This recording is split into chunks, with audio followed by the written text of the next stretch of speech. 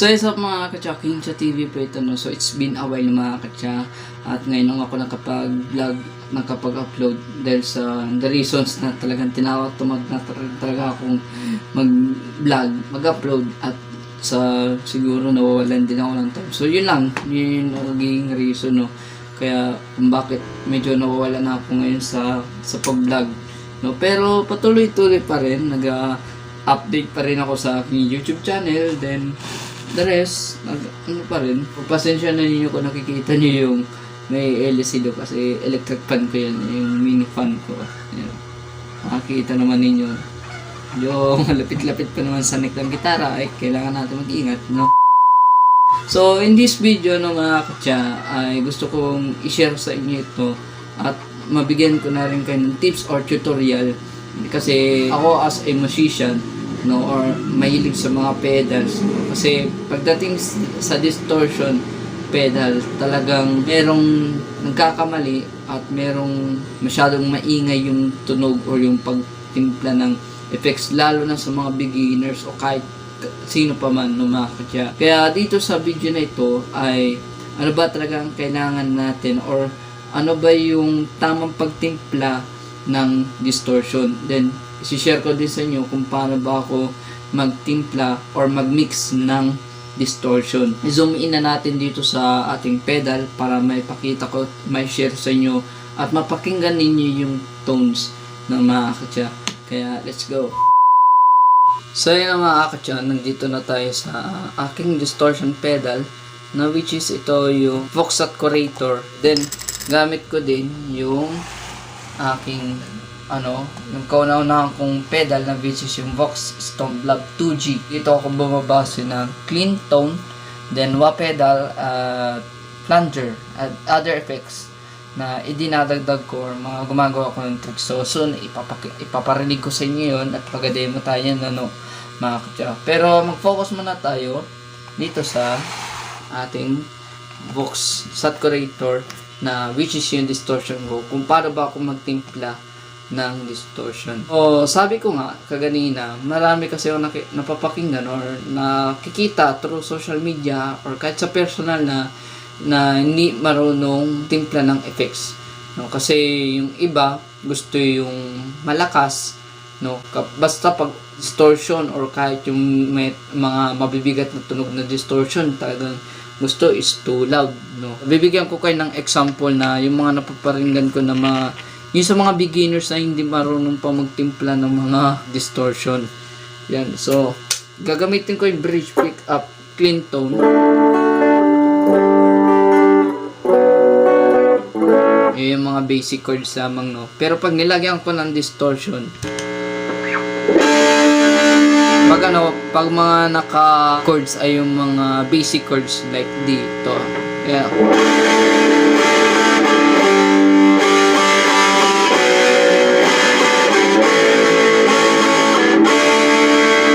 Yun yung napapakinggan ko ng mga tunog ng mga ibang beginners, no? Masyadong loudy at hindi magandang pakinggan, no? Lalo na kapag ikitumutugtog sa mga gigs or sa worship, no? I-share ko sa inyo kung paano ba ako magtimpla ng effects sa distortion. So zero muna natin, no? So yan, nakazero na, no, mga katsa. So unahin muna natin na which is yung volume. So ano ba yung settings ko sa volume sa distortion ko? Punta muna tayo dito sa Vox Stomp-Lab 2G ko. Dito sa Vox Stomp-Lab 2G ko, dito kung bumabase ng volume, no? It depends kapag gusto ko pa or gusto kong bawasan.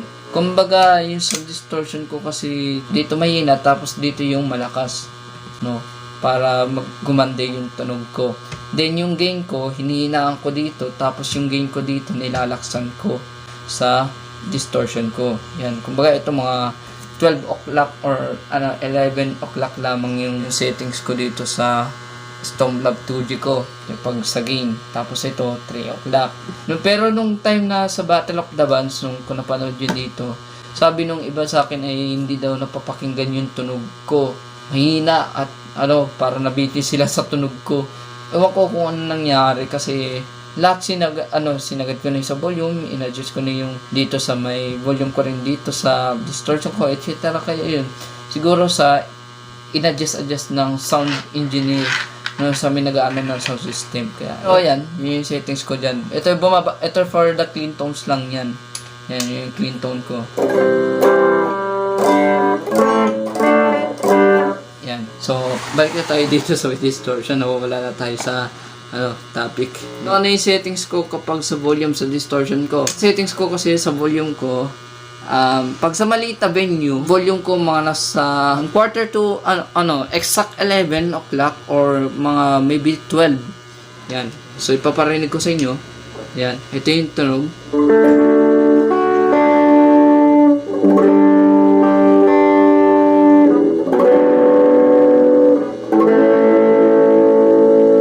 Then pag sa volume, kapag malaking venue, ginagawa ko siyang 1 or 2 kapag gusto ko. Pero tama na siguro yung 12, no? Para dito sa Vox na Stomp Lab 2G, doon ako mabase ng level. Then dito siguro adjust ko na lamang ng konti. Then next naman sa gain ko, yung gain ko kasi inaano ko siya for 3 o'clock.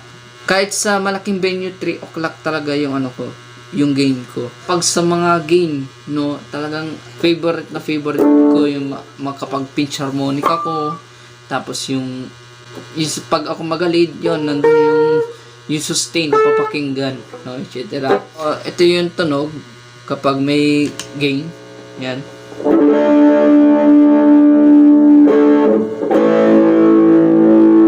By the way, naka-power chords ako.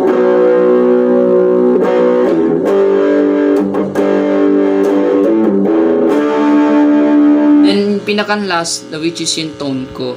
Yung tone ko, it depends sa akin. Minsan kasi ang tone ko, inaano ko siya sa mga 11 o'clock, 12, 1, or 2. Kapag sa maliit na venue, like to sa church namin, ginagamit ko siya for 12. Pero lahat kasi nagbabago-bago yung yung pag-adjust ko ng mga settings dito sa aking sa Vox Curator ko. Kasi ako as a guitarist, nag-lead ako at nakukulangan ako, ina-adjust ko itong tone at yung gain. So, yung volume, hindi ko na siya ina-adjust. Siguro, tama na yan. Then, doon na lang ako sa Vox Stomp Lab 2G, uma-adjust ng volume ko. Pero, sa akin, inagawa ko siyang 1 o'clock yung dito sa tone. Yan. Paparinig ko sa inyo, mag-lead ako ng mga katsa.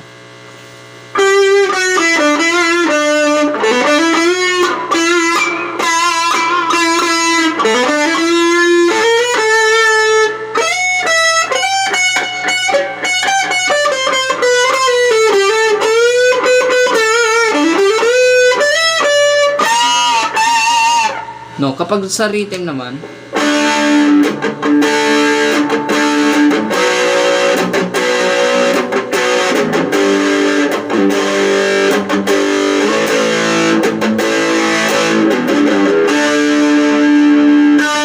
so yung tunog ko sa tone.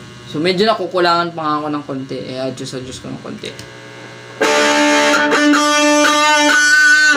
Medyo adjust ko lang yung gain ko dito sa Stomp Lab. Ito, adjust ko lang ng mga konti.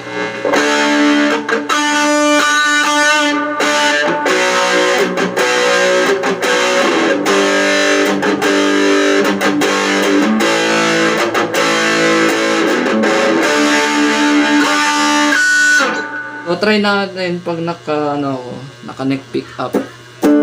Clean tone. Kapag binuksan ko,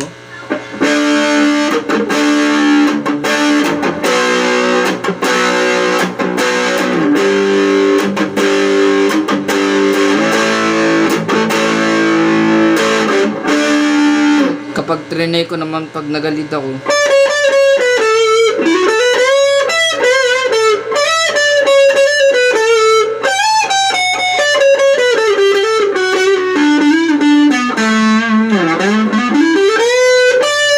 para sa naman itong more na ito, no?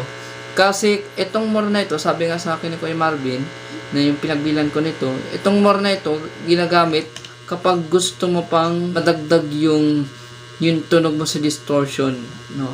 Kumbaga parang overdrive na rin ito. So, like example, ito yung sa distortion lamang yung kulang. So gamit ko ay bridge pickup. Ang settings ko sa bridge pickup, doon sa pickup ko, volume ko nasa 6 or 5 or 7. Then tone ko 8 to 7. Yan. So ito.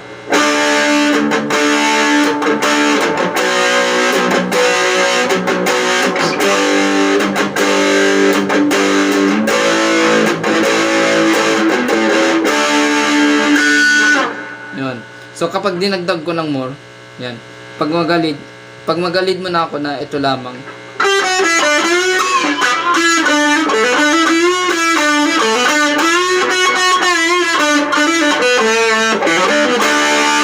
Yan. Pero pag dinagdagan ko yung more, sa rhythm muna.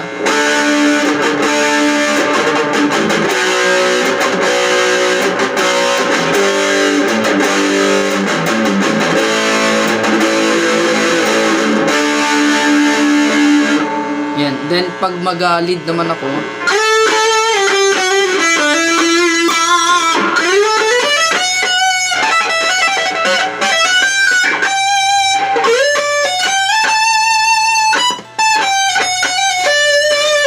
so medyo may pagka-loudy kasi, may pagka-maingay din kasi kapag nagmura ko, no. Pero it depends naman pag sa amp naman yun, no.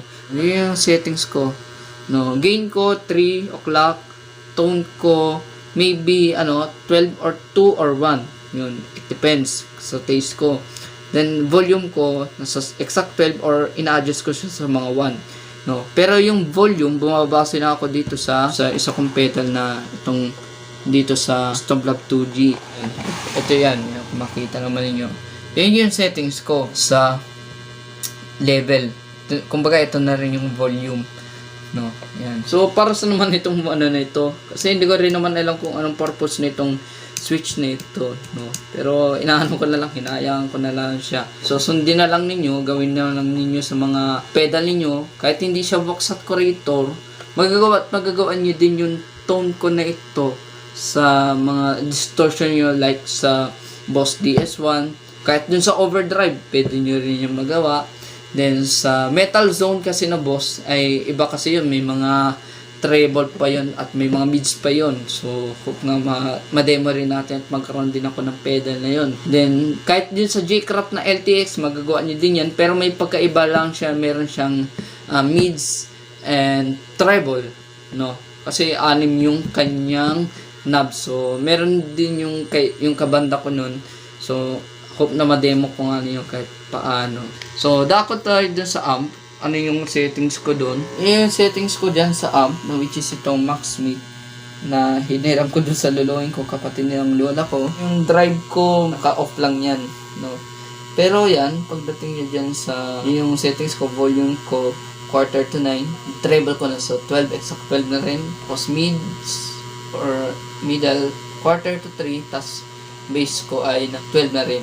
Yan. Kumbaga itong amp na ito ay lang ito, pang practice lamang yan. Pero kapag yung amp na ginagamit ko sa labas, like yung mga twin reverb na Fender, yung ginamit ko nung Battle of the Bands sa Mugpog, then yung PV na yung ginamit ko din na Battle of the Band nung sa Food Park, then yung sa church na ginagamit ko na Global, yan. So yun ang mga ako dyan, share ko naman sa inyo, ipinakita ko naman sa inyo, or pinasound demo ko na rin sa inyo yung tunog ko doon sa distortion ko, no. So ako kasi, nung time na hindi pa nga marunong magtimpla, talagang basta-basta lang ako magtugtog, no, or basta lang ako gumagamit ng pedal. Pero nung syempre, as a church musician, kailangan mag-adjust, kaya doon na rin ako natuto magtimpla ng mga sarili kong tunog, no, mga ako. Kaya ngayon, natututo na rin mag-adjust ng mga pedals, no. Kahit din sa pick-up din, syempre, no. Sa mga hindi pa nakakalam, ang settings ko kasi kapag dito sa pick-up, neck pick-up, mababa kasi yung volume ko, lang siya, 3 to 4, kahit sa rhythm or lead, no. Then tone ko, inasagad ko siya mga 4 to 5 or ginagawa ko siyang 10. Then kapag dito sa bridge pickup naman, 5 to 7 yung volume. Then sa tone ko, sagad yan dito. So ano ba yung tips ko para about sa distortion? Ito lang base sa aking una, pakinggan ninyo or hanapin ninyo yung tunog ninyo dun sa distortion na pinakambet ninyo.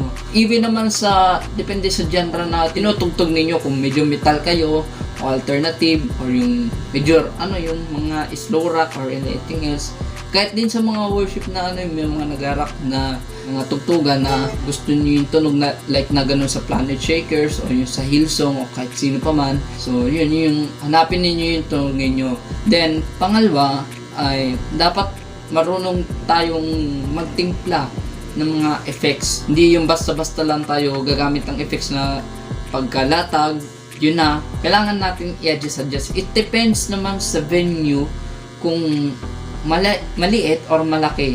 No, kapag sa maliit, kailangan mong i-adjust bawas-bawas ng konti. Kasi pagdating kasi sa mga amp, merong walang mic at merong mic na itinatapat dun sa amplifier. Kumbaga, kapag nilaksan mo ng todo yung distortion mo, it's too loud na darating dun sa mismong monitor, no, dun sa speaker, no, mga ibang tao na sobrang lakas sa maingay, no, tapos matinis pa yung distortion. So kaya need to adjust. Kailangan natin mag-aral na magtingkan mga effects. Kaya yun, so yun lang yung mabibigay ko sa inyo tips, no? Kung may mga karagdagan pa kayo, comment lang kayo dito sa video ko na ito, FB page or dun sa aking YouTube channel ng mga kutsa. Basta comment lang kayo kung ano may mga suggestions niyo at correction, no? So yun lamang ng mga kutsa yung aking isi-share dito sa video na ito.